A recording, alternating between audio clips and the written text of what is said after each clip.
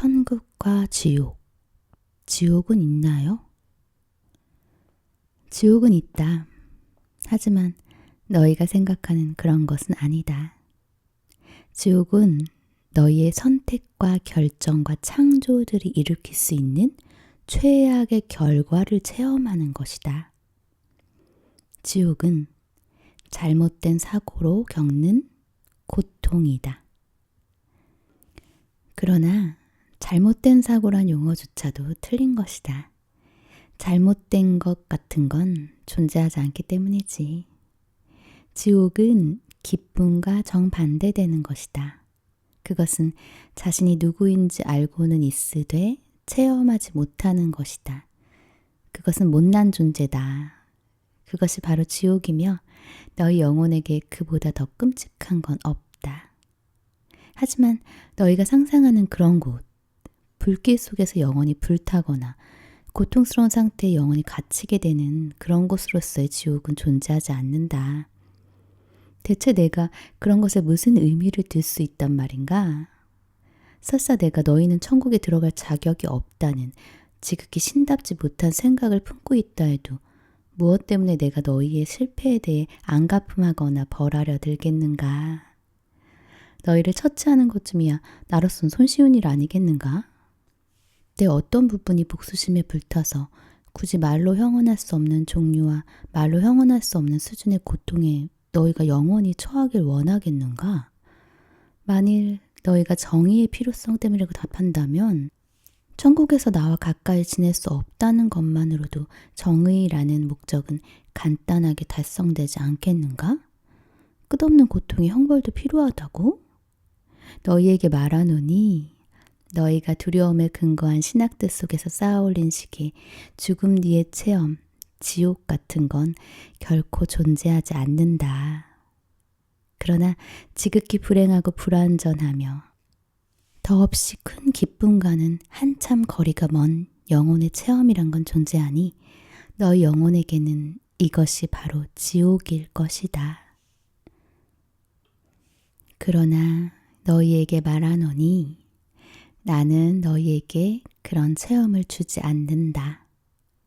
그런 체험을 창조하는 건 바로 너희 자신이다. 너희 자신을 자신에 대한 가장 고귀한 생각에서 떼어낼 때마다, 너희가 자신을 부정할 때마다, 너희가 참된 자신을 거부할 때마다 너희는 그런 체험을 창조한다. 너희 외에 어느 누구도 너희를 심판하지 않는다. 신이 왜 어떻게 자신의 창조물을 심판하고 나쁘다고 규정하겠는가? 만일 너희가 완벽하길 바라고 모든 걸 완벽하게 해내길 바랐더라면 난 너희를 너희의 고향의 절대 완벽 상태에 그대로 남겨뒀을 것이다. 이 과정의 전체 핵심은 너희가 자신을 발견하는 것이요. 참된 자신으로서 그리고 너희가 참으로 되고자 하는 바대로 너희 자신을 창조하는 것이었다.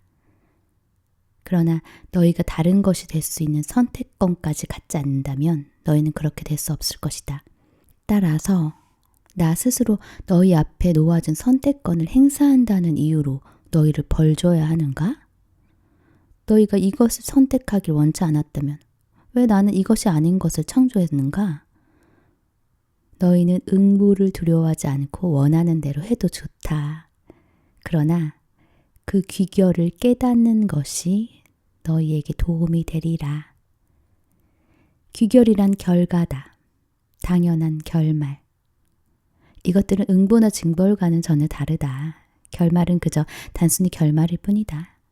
결말은 자연 법칙의 자연스러운 적용의 결과다. 결말은 이미 일어난 것의 귀결로서 충분히 예측할 수 있는 그런 것이다. 모든 물질적 삶은 자연 법칙에 따라 움직인다. 일단 너희가 이 법칙들을 기억해내고 적용하기만 하면 너희는 물질 수준에서 삶을 지배하게 된다. 너희에게 징벌처럼 비치는 것, 혹은 너희가 악이나 불운이라고 부르는 것들은 그저 자연 법칙에 지나지 않는다. 너희 영혼의 목표는 육체 속에 머무는 동안 자신을 완전히 실현하는 것, 참된 모든 것의 화신이 되는 것, 바로 그것이 너희 영혼의 목적이다. 또한 이것이 너희를 위한 내 계획이다. 내가 너희를 통해 실현해야 하며 그렇게 해서 개념을 체험으로 바꾸고 나 자신을 체험으로 알게 되는 것. 이것이 내 이상이다. 우주의 법칙들은 내가 설정한 법칙들이다. 그것들은 물질 세계를 완벽하게 작용하게 하는 완벽한 법칙들이다. 너희는 눈송이보다 더 완벽한 것을 본 적 있는가? 그 복잡함, 그 문양, 그 대칭성, 그것의 자기 동일성, 그리고 다른 모든 눈송이에 대한 독창성. 이 모든 게 하나의 신비다. 너희는 자연이 펼치는 이 외경스러운 기적에 감탄한다. 그런데 내가 겨우 눈송이 하나로도 이런 일을 해낼 수 있을 때 내가 이 우주를 가지고는 무엇을 할 수 있으며 해왔다고 생각하는가? 그렇다면 어떻게 해야 제가 이런 법칙들을 알 수 있습니까? 어떻게 해야 그것들을 배울 수 있죠?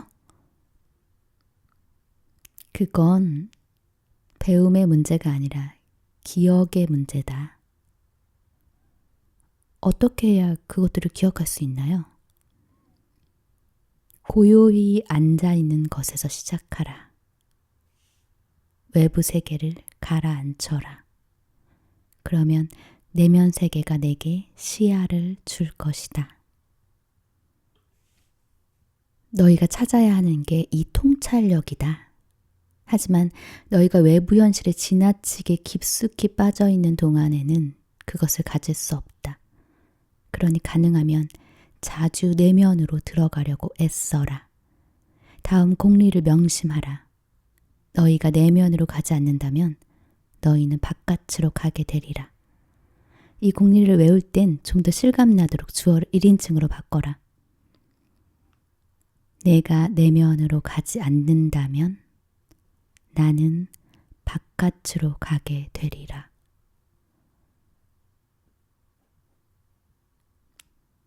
너희는 평생 동안 바깥으로만 갔다. 하지만 너희는 그럴 필요도 없고 그래봤자 뭔가 이루지도 못할 것이다. 장애를 가진 사람들에 대해서 여쭤보고 싶어요. 너는 그 사람들이 네 말처럼 장애를 가졌다고 생각하느냐? 그들 스스로 선택한 것이 아니고? 너는 한 인간의 영혼이 그게 어떤 것이든 간에 우연히 삶의 도전들과 마주친다고 상상하느냐? 이게 네가 상상하는 것이냐?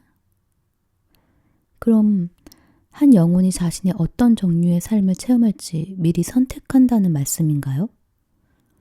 아니, 그렇게 한다면 마주침의 목적이 무산될 것이다. 마주침의 목적은 지금이라는 거룩한 순간에 너희 체험을 창조하는 것이고 따라서 너희 자신을 창조하는 것이다. 그러므로 너희는 자신이 체험할 삶을 미리 선택하지 않는다. 그러나 너희는 자신의 체험을 창조하는 데 함께할 사람과 장소와 사건들, 즉 조건과 상황들과 도전과 장애들, 그리고 기회와 선택사항들을 선택할 수는 있다.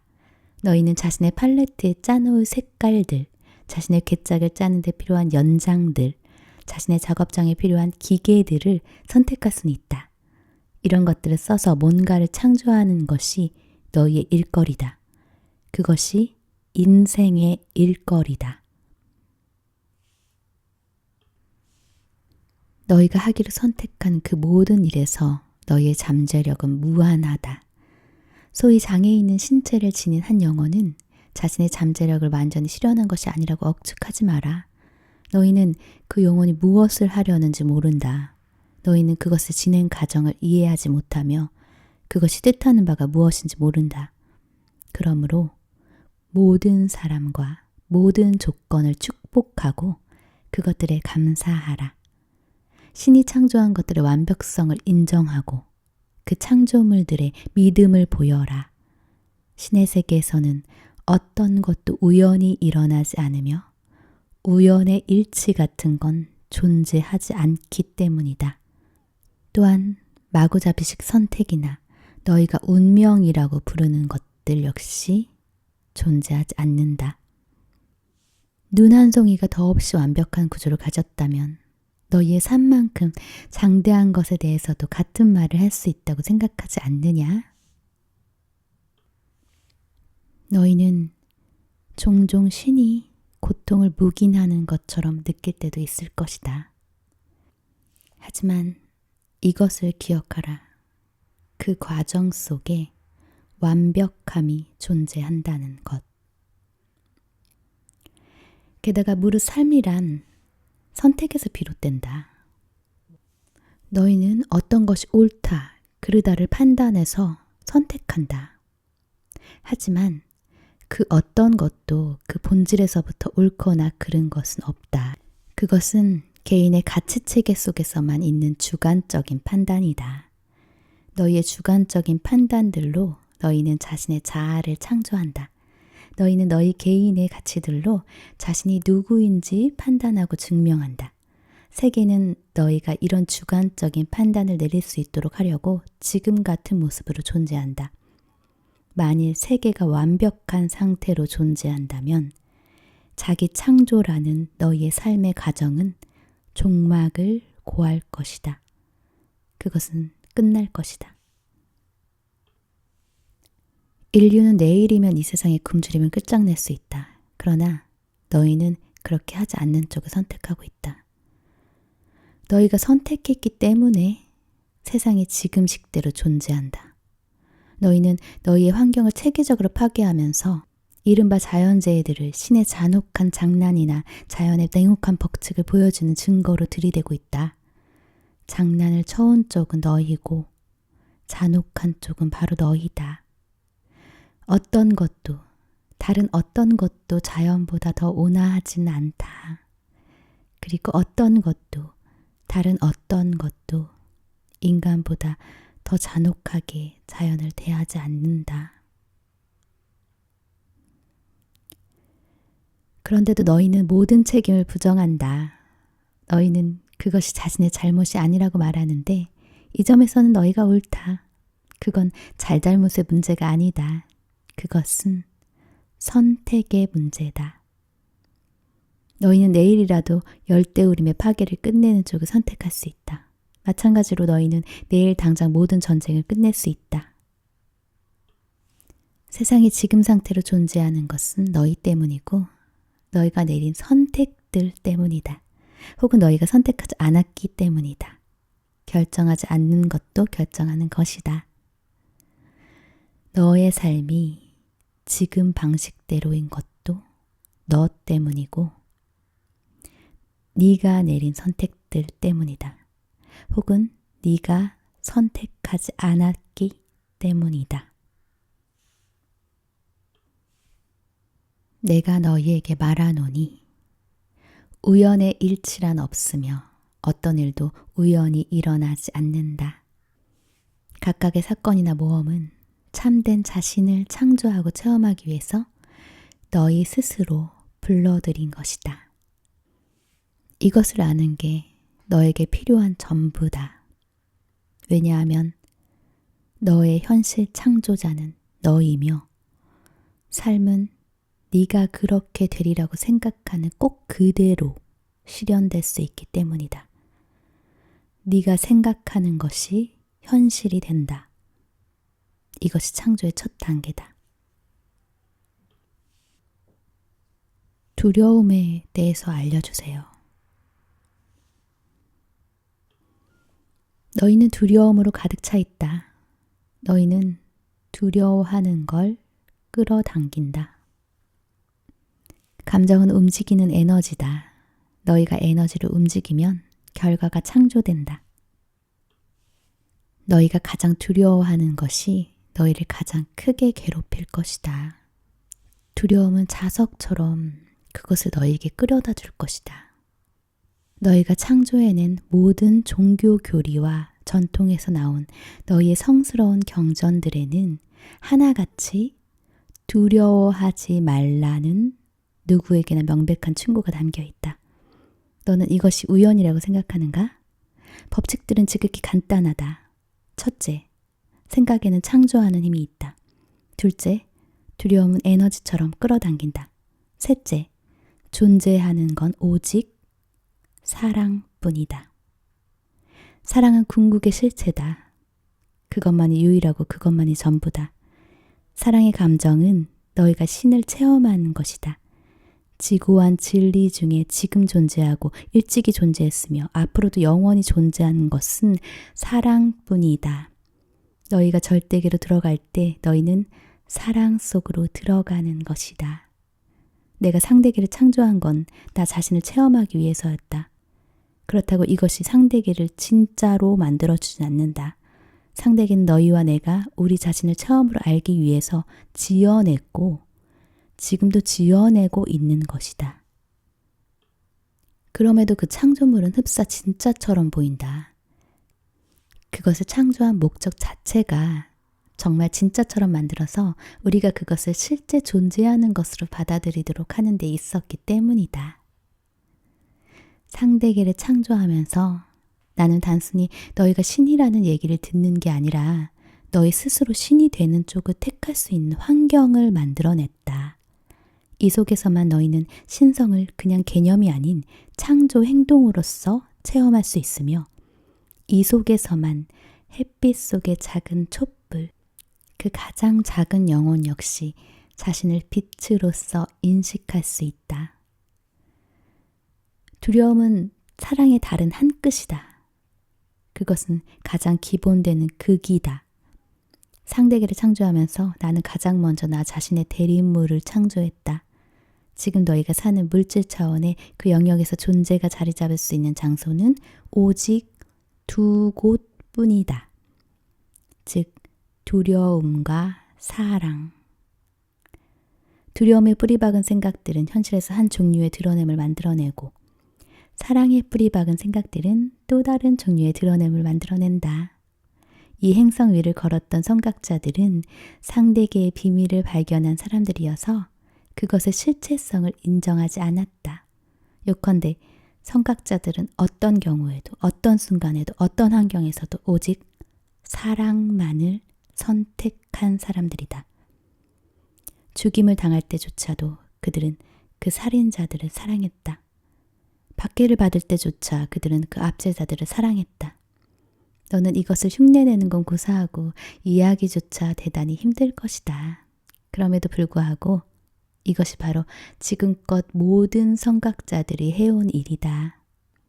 그들의 철학이 무엇이며 그들의 전통이 어떤 것이고 그들의 종교가 무엇인지는 중요하지 않다. 중요한 것은 모든 선각자가 지금껏 해온 일이 이것이라는 데 있다. 나는 이런 예와 교훈들을 너희에게 아주 선명하게 펼쳐 보여주었다. 제3, 제4 되풀이에서 보여줬다. 모든 시대에 걸쳐, 모든 곳에서, 너희 전 생애에 걸쳐, 모든 순간에 우주는 온갖 장치를 다 써서 너희 앞에 이 진리를 펼쳐 놓았다.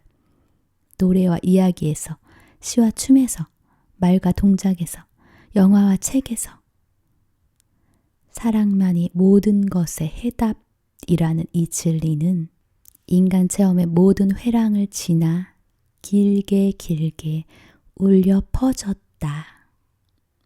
그러나 너희는 귀담아 듣지 않았다.